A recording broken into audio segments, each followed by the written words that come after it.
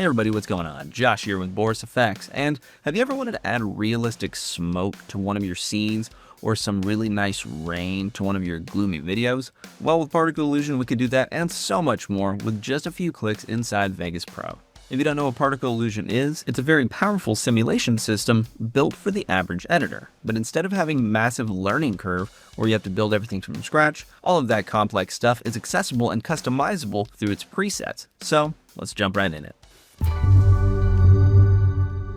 Okay, so I have Vegas Pro 2026 open, and on my timeline I already have a clip of an astronaut in a wasteland. He's getting up and you can see there's wreckage and fire all around it. It's a pretty cool looking shot, but I want to add some better visual effects to this, and I don't want to have to go download stuff and then green screen in things and mask and key and whatnot. I just want to simply do this and make it look good, and we can do that with Particle Illusion. So in your video effects tab, we can search for particle, and then we see Particle Illusion right here. We can drag and drop the default preset onto our clip. That's going to load up the video event effects window, and we're simply going to click Launch PI 2026.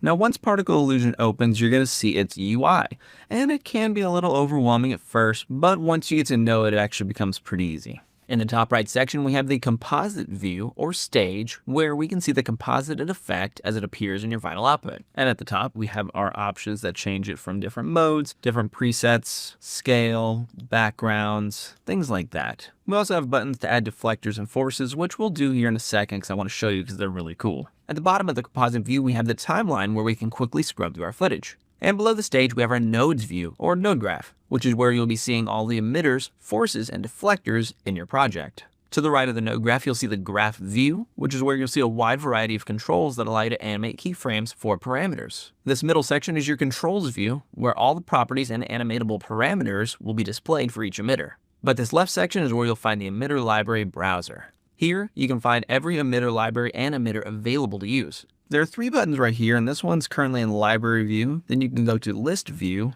or grid view, and you can look at all the different effects that come with Particle Illusion. There are thousands of effects that come with Particle Illusion, and you can spend hours going through all of them because there are so many cool ones, and we just don't have enough time in a tutorial to go through every single one. When you select an emitter, you'll be able to preview it in the emitter preview window above. You can click and drag to see how it would look like if it was animated. We have emitters, which are super awesome, and that's kind of like the core of everything. These emitters, they can last forever, and you can use them for many different things. You could scroll in and out to see what they look like a little bit better. That thing looks crazy. But again, there are thousands of custom presets already made for you that you can just drag and drop and make minor customizations to fit your project. So for my scene right here, I want to add smoke trails to this fire, and I want to add debris to the scene to make it a little more immersive. So instead of scrolling through these one by one to try to find what I want, I'm actually just going to search my library for just the term I want. So I'm going to go smoke. And one of my favorite ones is Smoke Rise Disperse 2. If you find one that you like, you can hover your mouse over the title and just simply click the add button, and it'll get added to your scene right here. Once you add an emitter to your scene, you'll see a lot more information in the different sections. First thing you'll notice is the emitter, the thing that produces the particles, now shows up in the node graph and is attached to your layer node. Attached to this emitter is your particle type node. Every emitter can create multiple different particle types that create that specific complex looking effect, and some, like this one, are very simple and straightforward. When you select different nodes, you'll see all of that node's parameter options show up in your controls view, where you can customize them and make adjustments yourself. But Boris FX did it right, and they made these presets to where you barely have to change anything. So if I press play and go through my scene, this is what the smoke's going to look like by default. While you're playing your video, your HUD is gone, but if you pause your video, the HUD options come back where you can make some easy changes. So I can simply grab this little circular position and drag it where I want. So I'm going to put this smoke on top of this flame right here. And when I play it, we can see that now smoke is coming up out of this fire, and it actually looks really good. I also see 3 more fires on my scene. So if you want to use the same smoke emitter, I'm going to select my smoke in the camera controls, right click, and I'm going to duplicate the emitter. Now I can drag the new emitter onto this fire back here. I can right click and duplicate again, and now I can drag this one on this fire, and right click and duplicate once more to drag on top of this fire. Now I'm going to play them. And now we have 4 smoke trails coming up from this fire, and it looks pretty good. But I'm noticing that the wind is blowing in the scene, and it's blowing to the left diagonally. So how can we make this smoke go left? Easy. We can click the force button up here, and that adds a force, which is a physics box that you can adjust that affects emitters in your scene. If I drag my force over this fire, you can see that the smoke changes. When I press play, the smoke is now going right because the emitter, the force, is pointing right. So what I can do is, if I move it all around, you'll see it affects everything in the scene that it touches. But I want it to affect everything, so I'm going to grab a corner, and I'm going to drag, and it's going to engulf the entire scene. And now if I play, all the smoke is going the same direction. Cool, but it's going the wrong direction, so let's rotate this. So we make sure our force node is selected in the graph view, and then we're going to look for the rotate Z parameter in the angle group inside the controls view. And I'm going to rotate it about 180 degrees. And now if we look, the angle's pointed this way. Now all my smoke is pointed left. Now that's looking a lot more realistic. Let's change a few parameters to make the smoke kind of blend in with the scene. I know the smoke in the back would be a little less visible than the smoke in the front. So I'm going to select my back smoke right here, and I'm going to change the opacity to 20. That looks pretty good. I'm going to go to my smoke back here, change the same thing. Opacity to 20. And then I'm going to change my smoke here. I think 100% is a little strong, so I may go with 50. And then choose my front smoke, change this to 50. Now if I press play by hitting the spacebar, that is looking way more realistic. Now if I wanted to add a little bit of more ambiance, maybe some debris or something like that, I'll go over to my emitters library, and I'll take away smoke, and I'll search for dust. Dust in the new emitters 2026. I really like falling dust 01. I'm going to click add and add it to my scene. And then if I press play, I see that's pretty strong, but it's also messing up my smoke. My smoke's going wild over here. Why is that? Oh, that's because this specific emitter adds an additional force called fluid dynamics. So if I don't want that, I can right click and disable it.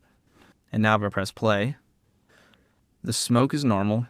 And now the debris is there. The dust is there. So I can scroll down and select my dust, and I could change the opacity. Let's just say maybe we'll go with 10 opacity. Real subtle, but it adds to this scene big time. If you're happy with it, go down to the bottom right and hit apply. And now we can look at our clip and press play. And we have our special effects added to our clip. Custom special effects that we created that look really, really good. Now I'm going to drag another clip onto my timeline, and this one's going to be a clip of a really gloomy looking street, a very slow moving shot. But in this scene, the color to me makes it look like it could be either raining or snowing. So I'm going to add each of those effects. Really easy with particle illusion. So drag and drop the default preset onto the street clip, select the launch particle illusion button. It loads particle illusion on our new clip. I'm going to go to my emitter library, and I'm going to search for rain. We have a lot of options that we can go through, and the best one that I've found is in Emitters 2020 called Driving Rain. I really like this one. If I hit add to my scene and then we play it, we can see that there's some rain streaks there. Now they don't look super realistic now, but this is what I want to show you where you can customize it. If I'm playing my scene and I select my squares, we have our Driving Rain emitter, and then inside there we have a child. I'm going to select that, and up here we have a shape image, and I'm going to select it, and it opens up my shape image library. And I can change the image of these drops. So I can change it, let's say, to letter eyes. And now it's raining eyes. I can change it to raining flames. I can change it to raining lines. My personal favorite is the star. If I click star, you can see that looks really good. If I hit apply, that already made a huge difference. And I could even be happy with just that. That looks really awesome to me. But if you go back to the parent emitter, you can rotate the position of everything. So if you go to rotate Z under the transform section, you can rotate the direction of the rain. You can also change the opacity if you want it to be a lighter rain. That looks super awesome to me. I'm happy with that, so I'm going to pause and hit apply. Go to my street clip. And just like that, we've added realistic looking rain, and we've given that scene life in less than a couple minutes with particle illusion. It's truly crazy and truly awesome. And I've never experienced anything like it before. But let me show you one other thing that we can do. You can even add particle illusion to empty events or adjustment events. So if I drag the default particle illusion effect onto this event, I hit launch PI, and then you can even add really cool things like light curtains, and you could search for light. If you look at some of the cool, awesome light effects that they have, maybe we could switch to our grid view and scroll down. This light sheet looks amazing, so I'm gonna hit add, and that's gonna be added to my project, and I'm just gonna go ahead and hit apply. And now if we play this empty event, It has a really nice light leak directly on that. And now we can add a new timeline, add some text, add some effects to it, fade it in and out. And then there we go. We got awesome looking text and effects all within Vegas. We've never been able to do anything like this before, and now we can do it within seconds.